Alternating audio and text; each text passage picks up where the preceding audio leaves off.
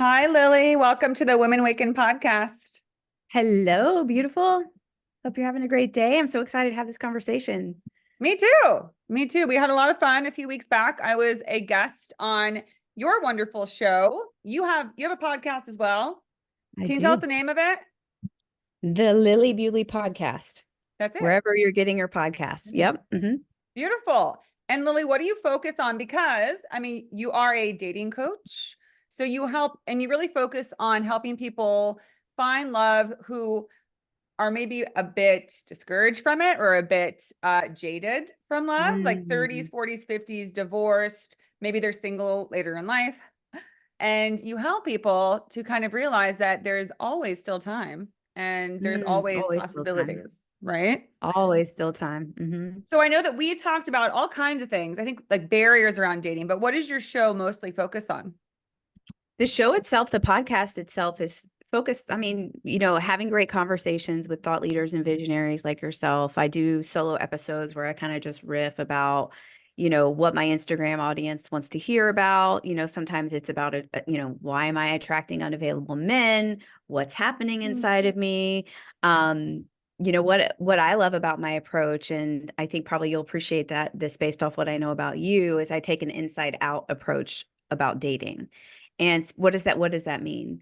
You know, one of my taglines is I help you love dating and find true love because as you know, I'm in a beautiful partnership right now, but I also have been through the ups and downs of dating. I've been through the telling my friends and my family that dating sucks. I'm telling myself that dating sucks.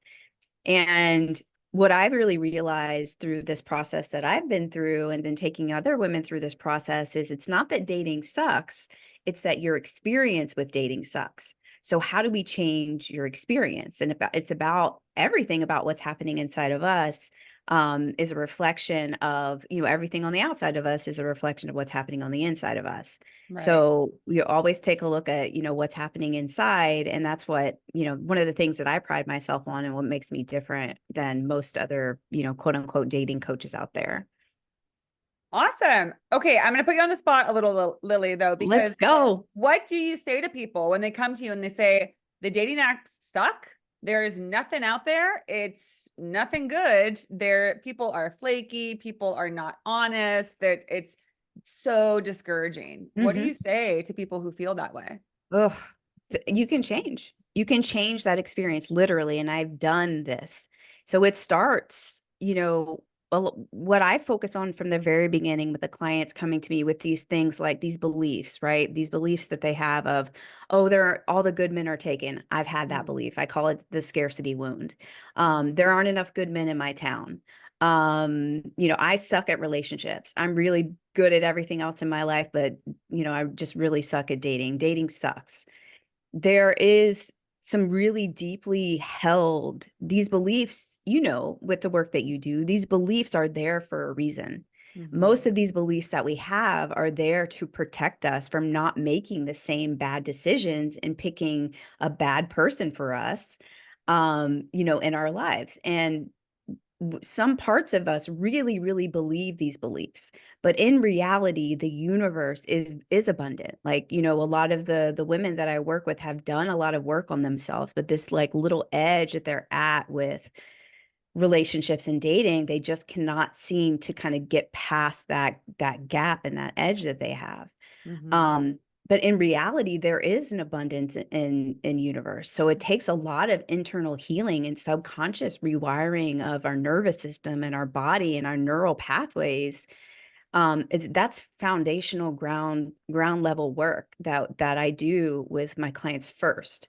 um Right. so it's choosing that, from the beginning, it's choosing that, okay, maybe there's something out there that I haven't experienced in dating yet, and kind of leaning into what's happening on the inside of me. What are the things that are coming up for me that I need to heal, that that I can go into therapy or coaching with, that someone that has walked this path can help me with. So that's what I would say. So that's number one. Number two, changing your experience. Think about these little, like, I live in the nuance, Whitney. I love the nuance. I love the small conversations, the small iterations of what's happening, in dating in particular, and what's happening inside of us. So for example, this was me, right? What is your energy when you are swiping on the apps? Are you swiping at a stoplight? Are you bored? Are you looking for, what's happening inside of you? What's the energy inside of you when you're actually doing these actions to reach out to people? If it's coming from a place of misalignment, which we don't really know ourselves a lot of times, in that way, which is why the foundational work is so important. Right. But like that's just an example. I used to Yeah. swipe at the dating apps, and I used to swipe because I was bored late at night. And what did that get me into? It got me into these like, the going out on dates where I was wasting my time, where I knew Mhm. almost from the beginning that this person wasn't right for me, right? Yeah. And I just kind of did it just to have fun. But it was like so excruciating because I would have to sit through an hour date with somebody that I knew, was cringy, right? Oh, been Or there. yeah, yeah. And it's these little nuanced things that we don't talk about, and we weren't really taught, like I don't know if you were at all like me, but I was just taught to say yes to anyone that would like me or give me the time of day. That came from my upbringing and my trauma, right? Because I wanted love and affection and attention and validation. It filled me up. Yeah. So really the foundational work is about rewiring all of those subconscious and unconscious things that are happening inside of us Right. so that we can kind of go into the process with a lot more clarity, a lot more direction, a lot more like support and accountability, if that makes sense. Yeah, definitely.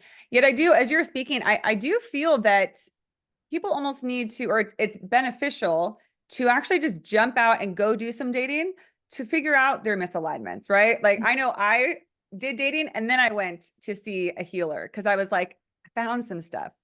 Ooh, It's like, girl. Yes. because it's hard to know your misalignments when you're single because in relation to another, different wounds, different held beliefs come out that are dormant when you're single, Mhm. right? You're like, how many people have been single and I'm like, I'm so healed, I'm so good, I'm perfect, and you Mm-mm. try to date and you're like, oh my Oh, gosh, like girl, this is so what's funny wrong because with me and what is this and why do I keep attracting the same person and what? yeah, exactly. I called dating Trigger Town for that reason. And part of my process when I work with people is I take people through Trigger Town, which is what you're talking about, right? All of these Mhm. things come up, but we do it together. And what's different about that is the things that come up are the things that are up for you to heal. And Mhm. what has worked in the past will not work anymore. And this means I know that we love our friends and our family, but they cannot help us in the way that we need to be helped when we are really trying to heal those kind of core relationship and love wounds. They'll say there are many fish in the sea. They'll say, "Oh, you deserve better." They'll say, "Just go have fun." But what they don't understand and what's hard to articulate, at least from my experience, is what's really happening inside of us, right? Yeah. Which is this constant reiteration and replaying of like you said, attracting the same type of people, sleeping with people maybe sooner than we quote unquote should. Talk about misalignment, right? Mhm. And there's no rule in my book. The rule is really up to what keeps you in your greatest integrity and your greatest power.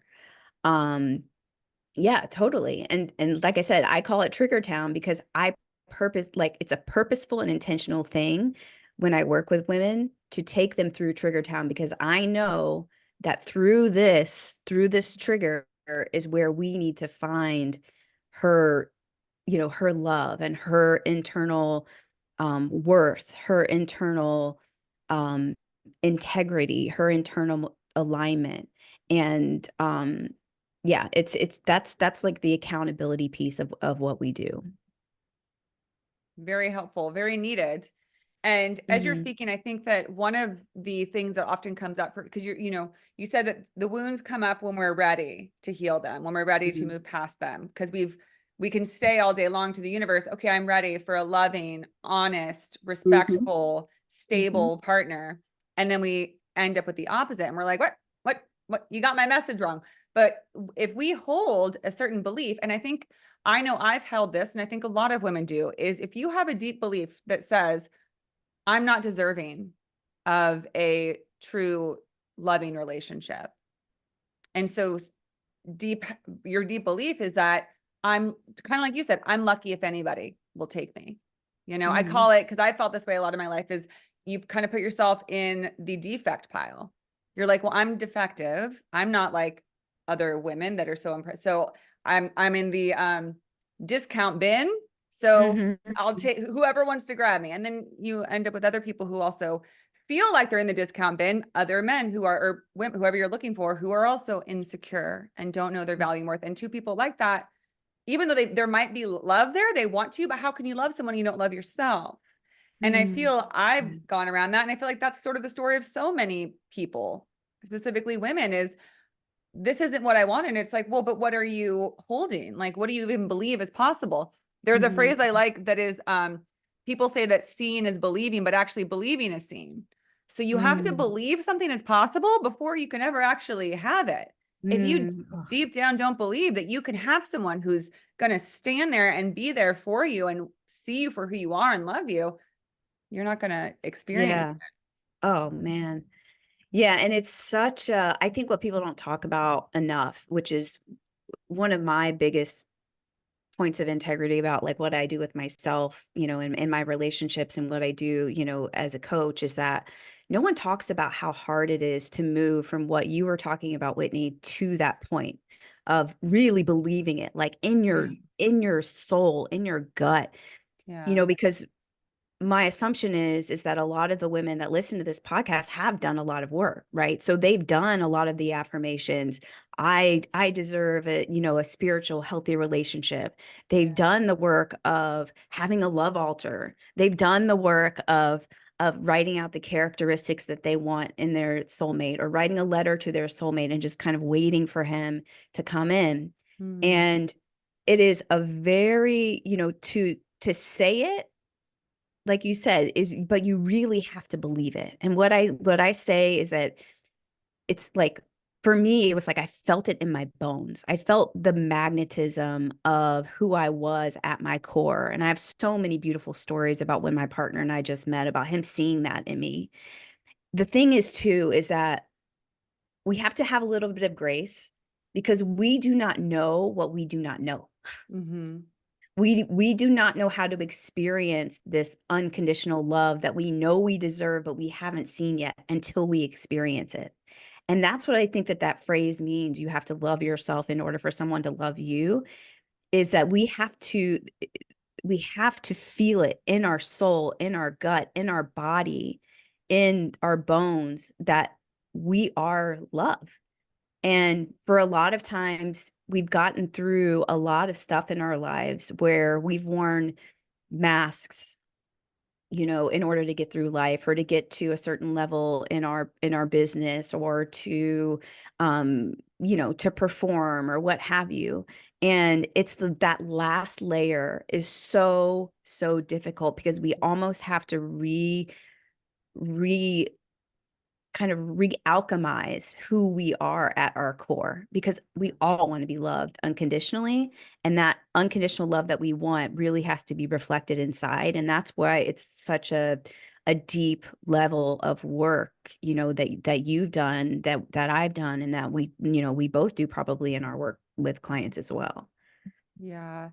That's so wild that you said in your bones, because I was literally going to jump in to say before you said it that I have told, when I've been working with healers, I told them the opposite, which was that I don't know how I can ever move past, because I feel this sense of unworthiness is in my bones. It's so Yeah, strong. Like it's a it is strong. fundamental part of me. So, and it's kind of what you said. It's like that last layer, because the last layer is the thickest. It's the strongest. It's been there the longest, and it's Yeah. your main protector. It's the one you had initially put up to say, I feel unworthy, and so I'm going to put up this layer that keeps me safe. If no one can hurt me, if they can't deem me, if they can deem me unworthy. So we try to keep that. But you do. I Exactly. mean, that's why love is scary, because you have to say, this is who I am. And if I get hurt, I get hurt. if someone doesn't like me, they don't like me, but it's worth the risk to meet somebody who does Yeah. see me.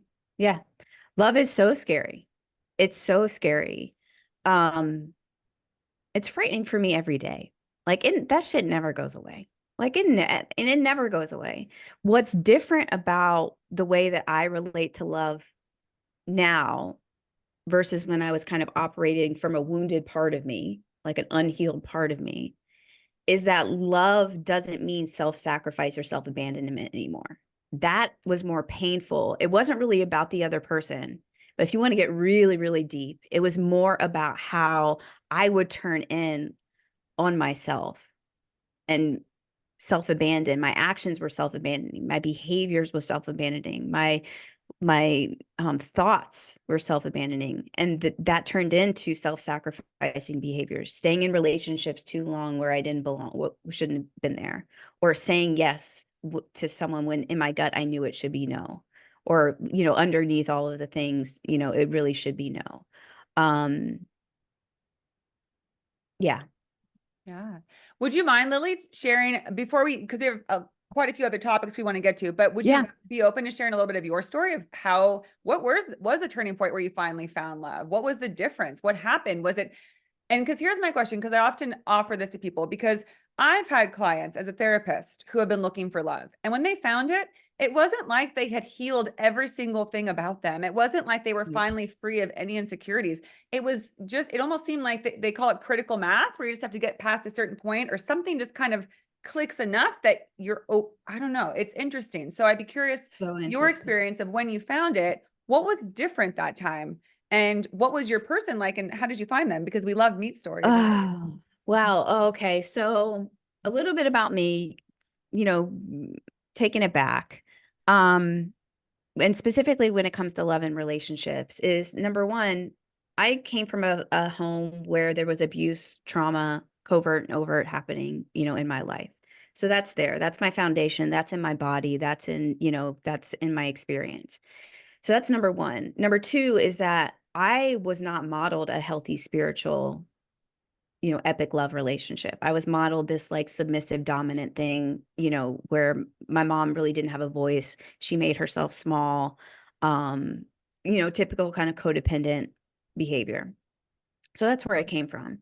And then through the years, in being in relationships, I again, it's like this whole crazy thing of you don't know what you don't know. You can't experience what you haven't experienced before. So I was just, I was out there just repeating the patterns of my family, Yeah.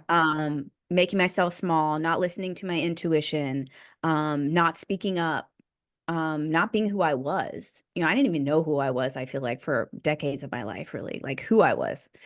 Um, so going through that, reaching a point where I, on the outside, had accomplished everything that in life that my family, my friends, and society told me that I should. So I had the money, I had the cars, I had the house, I had the banging body, I had the resume, I had, all of the things. I had the boyfriend that we lived together. Everything looked okay, but inside it was like I was desperately unhappy, desperately unhappy. I was dying spiritually, psychologically, emotionally, mentally.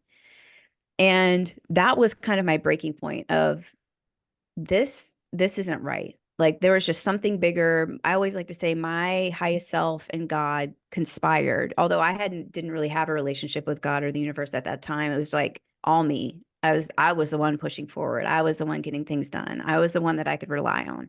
Totally hyper independent. And I always like to say my higher self and God kind of conspired to tell me that there's something different out there. I really, literally, really did not know. I did not know anything about books about relationships. I didn't know anything about attachment styles. I didn't know anything about therapy because that wasn't welcomed, in my house. I didn't have a voice, I didn't have, couldn't even really think for myself, to be honest. And so I reached that point, and then I kind of got started into the awareness part of the journey, which is like, I started to connect the dots of things that I was learning in books and things I was learning from podcasts, started to connect the dots on how, that applied to me. And so that helped, the awareness piece is always helpful.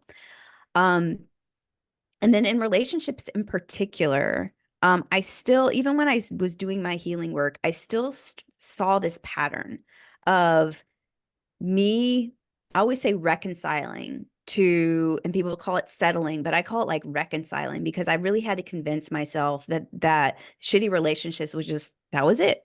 That's all I knew.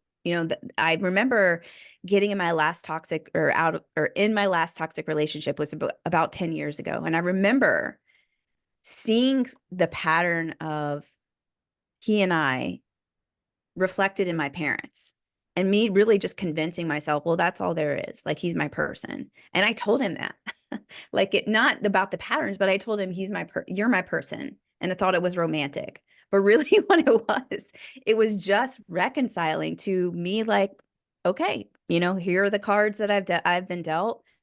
There's nothing really better out there for me. Here it is. And then, that relationship came to a close after like so much chaos, so much up and down, it's very, like I said, very unhealthy and very toxic. I finally, was able to break free of that.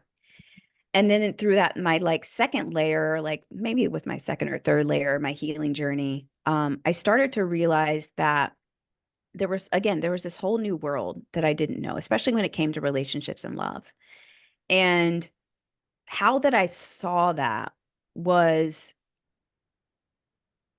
the healing work that I was doing inside of myself. The people that were coming to me were slowly up leveling, slowly, very slowly up leveling. And so I knew that something that I was doing inside of myself, that something was happening that was kind of correct. Because I started to feel better about, you don't, something that's a little bit misconstrued is, you don't just go out there after, like you said, after you do your healing work and then everything's better. It's like literally layer by layer, these little instances of, okay, he, he's just a much better person than I would have attracted in the past. So, that was a little bit of a win. It was me speaking up and it actually being listened to and heard and understood. So that was a win. Maybe he wasn't a match, but that was a little bit of a win for me. And so slowly what I started to see, because of the work that I was doing inside of myself, just better matches showing up for me, especially on the apps. Um, and then, you asked me kind of about my story about like how I met my partner. Um, the apps, you know what? I love the apps, Whitney. And this is so weird this is so weird for most people to hear, because really what that changed into for me, the apps became a learning experience. It became a learning experience where, how was speaking up for myself handled? Because I had enough space on the inside of myself in my nervous system. I had done a lot of healing in my nervous system, had done a lot of healing in, being safe inside myself for my light to shine, for example, have my voice be safe inside of myself. So when I had that space inside myself, what ended up happening on the apps was I could speak up for myself, what I wanted, for example, or, I could invite someone to, let's say, like have a phone call and really see what was happening on their side, right? So like what I realized is that when I started to speak up for myself, I could actually see how they dealt with that, how they handled that. And that was a big thing as well. Go ahead. No, I was going to say, yeah, that's so beautiful, because I think that the apps get a bad rep, and I think fair enough, we all can get tired of them. We can get weary of them in the same conversations. However, it's a great place to bring your batting practice, right? Like It really trying out, is. let's say you have a negative experience or you get out of a relationship and you're like, okay, here X, Y, and Z are the things I don't want to do again. You show up and you meet new people and you have that in your forebrain, right? That's at the forefront. You're thinking, I'm not going to tolerate this anymore. I'm not going to allow the conversation to get sexual in the first few conversations, first few dates. And you have a different experience. Yep. You start setting boundaries with people or Boundaries. whatever it is for you, right? Whatever is Hmm. you've realized didn't work in the past. And then you can get out of there if nothing catches or if it doesn't feel good. Hmm. But it's a great way to put into action what you're wanting to experience differently. Totally. Yeah, because what we've experienced in the past, most of us, if anyone's like me, is that our boundaries have never been safe for myself or other people. So it's literally what's happening with that practice on the apps. Like you are literally rewiring your brain that Yeah. boundaries are safe. Like it is a literal practice. And all of my clients like will do the foundational work, then will will work together on their boundaries, their personal boundaries, their filters, their guidelines. So it's actually a very beautiful container, I think, if used correctly, to Yeah. really start to hone in on your intuition. If this person does not feel good to you, even though they're hot, are you able to swipe left, right? Or do you just do right just to see what happens? But what happens when you see what happens and you don't listen to yourself? You start to distrust yourself. Yeah. It'll go down a path of just seeing what happens for like, someone like the feminine dating archetype, the chill woman, always leads to frustration, confusion, pain, and hurt because Right. they're letting someone kind of dictate their integrity. I'm not saying that you need to be really rigid, but Right. there has to be some kind of boundaries in place inside of ourselves, internal and external, so that we can stay in integrity with who we are and allow other people, especially men, allow men to step towards us to show up for us in ways that we've never been shown up for before. Yeah. Yeah, absolutely. And I agree with that. And I think it is challenging because there is also the emphasis, and rightfully so often, which is, just give it a try, Mhm. just see what happens. And it can be dangerous ground because you can compromise yourself if you're not feeling strong. But I will say, I think that sometimes if you continue to practice, let it be a practice, right? Like I'll give an example. I went out with this guy and I knew he was like way too suave and charming. And right away he was just like, just saying things that I was just like, okay.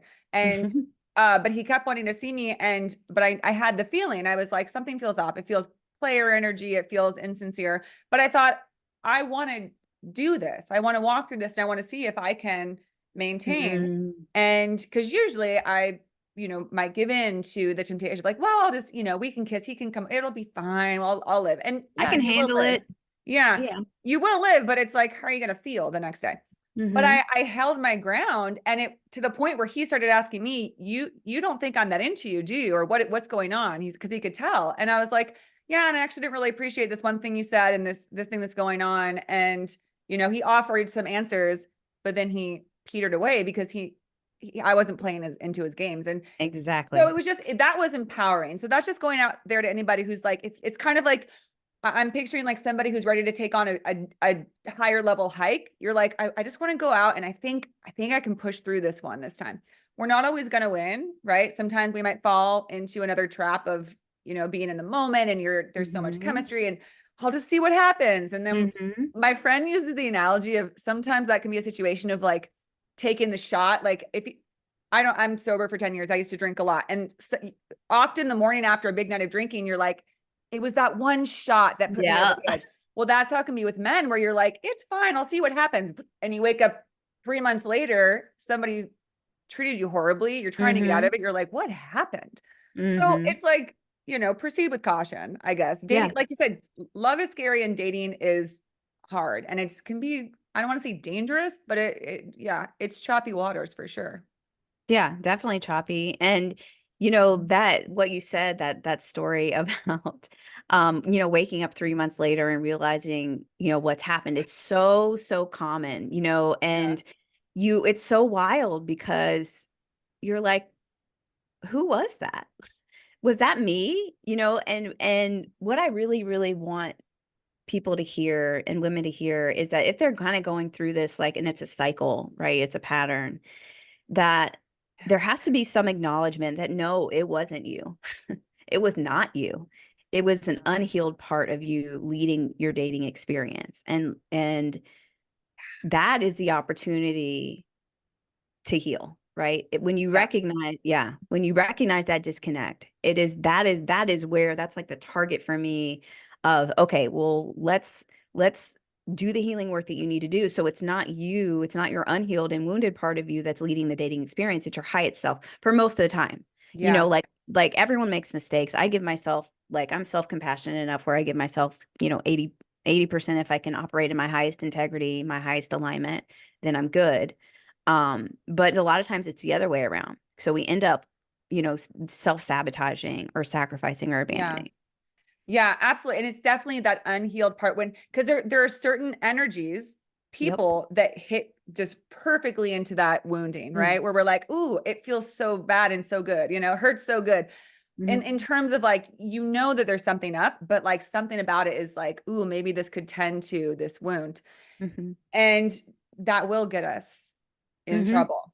And I Mm-hmm. think that's why it was a powerful experience for me because I had actually just gotten out of a situation where I let my wound get the best. I just caved to it immediately. Just And that go. total, it had been a long time since I've been dating. I was like, it's fun. This feels good. Just go with it. And I ended up brutally hurt. And that's when Mm-hmm. I was going to avoid the apps. But I was like, this is what I want to go on them because I have no interest in jumping into, get things quickly. I have no interest in like rushing into intimacy. And so I was able to see so much clearer, right? It's like that clarity afterwards. And I was Mm-hmm. just like I said, with that, and that's when I met the guy I described. And I was like, this is where I go wrong. It's always right here. He Mm-hmm. starts saying nice things and I give into it. And he tells me that he's into me and I believe him without further evidence.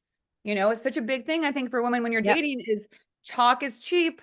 Talk is cheap. Watch actions. Watch how you feel. That's Mm-hmm. what's true. Mm-hmm. Because then the same thing is you wake up and you're like, who was that? You also, it's a really unsettling feeling where you're like, who was that person I thought I loved? I think he was maybe a Mm-hmm. piece of shit. Like, what? Mm-hmm. What's that Mm-hmm. possible? And people Mm-hmm. wake up from that after 10-year relationships, Yep. 15-year marriages, and they're like, what in the mind fuck is this? Mm-hmm. 100%. And Yeah. what I loved about your story too, Whitney, is notice how when you kind of spoke up and you put up your boundaries about what was in integrity with you, how that match for you when in the past previously, I'm putting words in your mouth. Please correct me if I'm wrong, but it's my guess.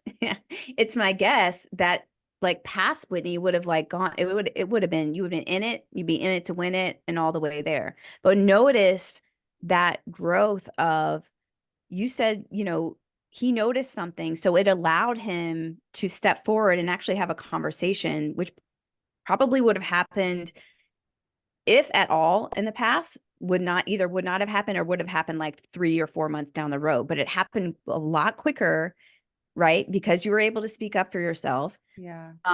And notice how he slowly melted away because he wasn't right for you, Right. right?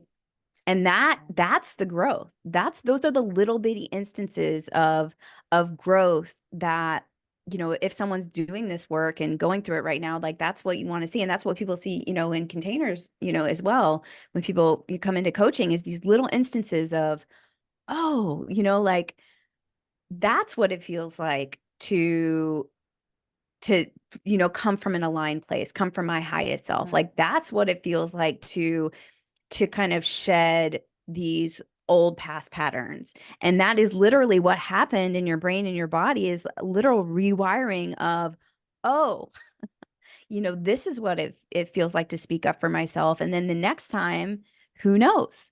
Who knows? It Yeah. might be a person that can hold, space for you in all of your discomfort, right? Not Right. him, because he just Right. left, Yeah. He's gone. it's so good. Yeah. And I think another reason, and I'm sure you work on this with clients, and it's such like a delicate, touchy subject because, you know, sometimes you meet people who slept with someone on the first date and they end up marrying them. So there's no whole rule, Mhm. but I will say for me, the second I become intimate with somebody, you get those, you get the oxytocin, you get the dopamine.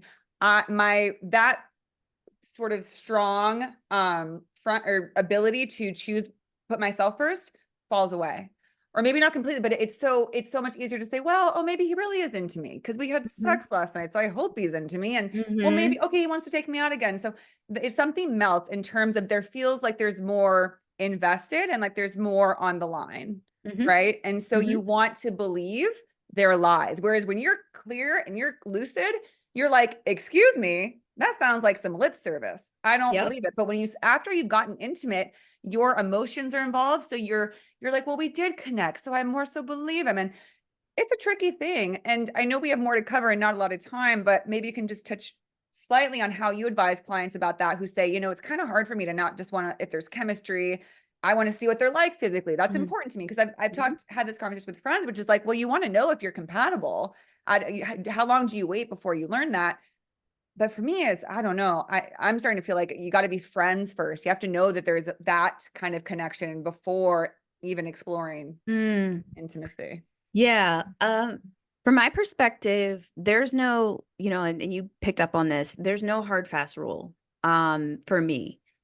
Um, I myself, as a woman in the dating world 2 years ago, I made vows to myself because I realized exactly what you realize, which is, and this is science. This is not just Yeah. like bullshit. This is I know. science, You're not literal. crazy, ladies. You're not, Yeah. everybody makes that, it's not crazy. It's literal science. It's It, literal hormonal. yes.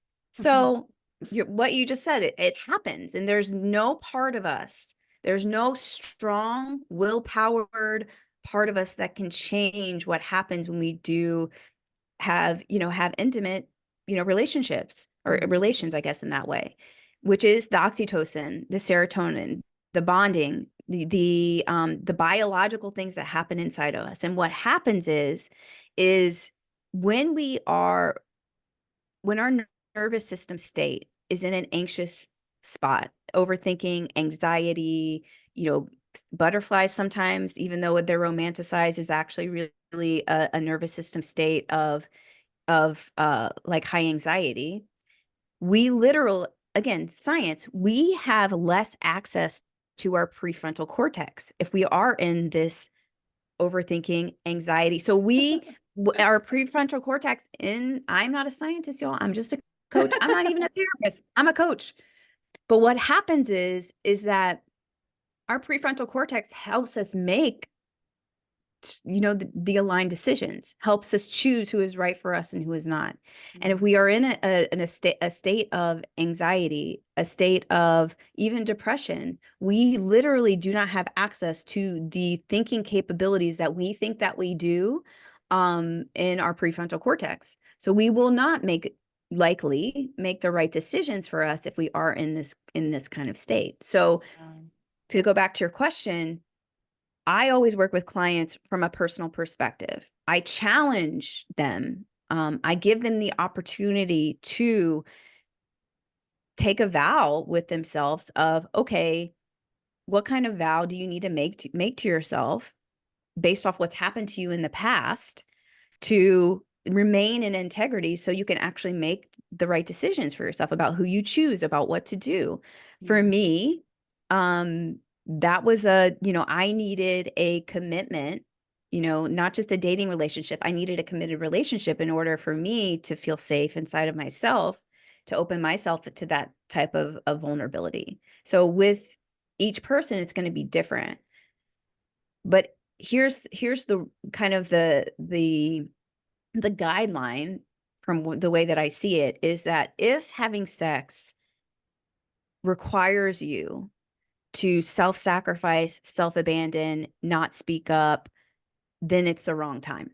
Yeah. So wherever that time is, whatever that quote unquote time, whether it's 90 days, whether it's until, for me, it was until I was in a committed relationship, whatever that is that is at your edge for you speaking up for yourself, for the boundaries that you create and sticking by the boundaries so that you can trust yourself more, that is going to be the edge, right?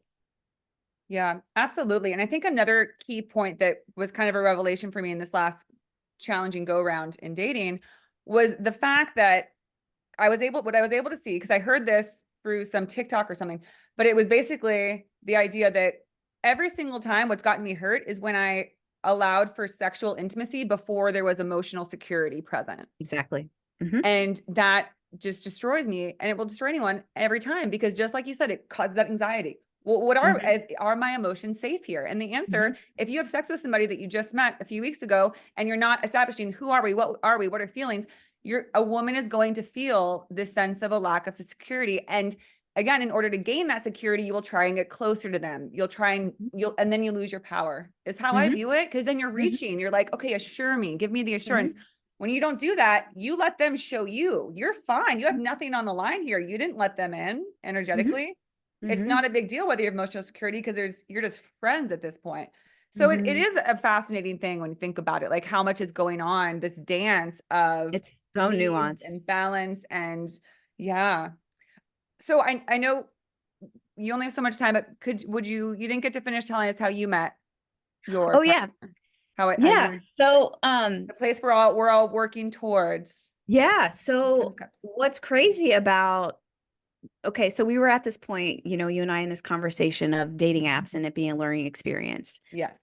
I I didn't meet my partner on the apps. I actually met him in real life, which is like the dream, right? Like everyone wants to meet their person in real life. But I can tell you this, Whitney, without a shadow of a doubt, had I not practiced in the dating apps with everything that we have been talking about today and actually doing like because of that rewiring my nervous system and my body to my light is safe inside of myself, my magnetism is safe, people aren't going to hurt me, I have the discernment to choose, I actually have the power to stick by my boundaries, I trust myself, I listen to my intuition. Had I not done all of that work and was on the apps, I wouldn't have been ready for this incredible man in the first place. And I want to let that sink in because we have all dreamed. Again, I know it's people's dream. I don't want to meet people on the app. I get it. Like, but I would have not, from the very beginning in that relationship, I was speaking up for my needs and my wants and desires.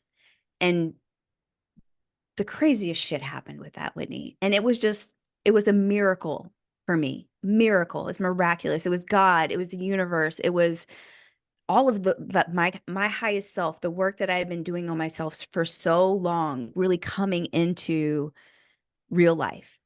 And what happened was when I spoke up for my needs and my wants and desires, he met them with excitement instead of disparaging, like, what my request was. He met them, and I'll give you a really quick example. One of the things that was really important to me and still is this work that I do, this purposeful work that I do in helping women heal so that they can have epic love. And through all of these years of doing this work and stepping into my purpose, I know that I need sleep. I need sleep. It's one of the boundaries that's super important to me. And it was at the very beginning of our relationship. What happens in the beginning of a relationship? It's so fun. It's so crazy. Like you just want to keep hanging out. You want to keep talking. It's like you can't get enough. And I knew the parts of myself, the wounded parts that I've led with in the past, were going to show up. They were there. They were definitely there. But my highest self was leading that process. And I asked him almost from day one, "Hey, can you help me get in bed by 9 p.m.? I have a lot of stuff to do tomorrow. I have these different podcast recordings. I have client calls. I need to be in bed by 9." Instead of people in the past, "Oh, just have another drink or let's just party. You can do this. It's no big deal." You know what he did? He freaking put me to bed, Whitney. At 9 p.m., he put me to bed. And he said, "You asked me to help you with this, Just and I'm going to carry you help and you with drop this." you and tuck you in. Yes. So, like, I gave him, again, this is all about giving him the opportunity to show up for me by asking for what I needed and what I wanted. Right. Yeah. And then having enough like space inside of myself to see what, like you were talking about, actions make a difference. And, I think women get confused about that because what am I looking for? They don't know. Girl, I didn't know how he was going to react to that, Yeah. but he ended up stepping up. And like That's so beautiful. from day one, I knew that he was the most special man that I've ever met in my entire life because of the way that he handled the things that were uncomfortable for me, right? Yeah. Like that wasn't a comfortable thing for me to speak up about, but the way that that was handled, the way that he, you know, came forth, held space, that he, he's like, oh my God, you got podcast recording tomorrow? That's amazing. Mhm. Instead of like my family who doesn't give a shit. Oh my gosh. I hear you. Yeah. But like that's the opportunities that we can have if we have the foundations inside of us to Yes. make the right decisions. Yeah. Go ahead. And just what you're saying is so perfect. Thank you for sharing because that's what people can practice. I literally, the healer that I'm working with told me to practice this because I told her, I said, I don't know if I even believe that a guy would ever do anything that nice for me. I remember my friend was telling me a story about what her lovely man did for her, something like you Hmm. just told me. And Hmm. my immediate thought is always no one would ever do that for me. That's not for me. Yeah, That's not for that me. doesn't happen for me. Shifting that and practicing that absolutely, because listen, it happens for you. It does happen. Sometimes when you're in that dating shitstorm for so long, you start to think that it's a freaking unicorn, someone Hmm. who's actually going to see you and celebrate you. And it's just a matching, it's just a timing. Yours is out there. That's what I really believe because you found it. And so many of my friends have found it. It is out there. It's Hmm. just a matter of you aligning with your most aligned, loving self with yourself.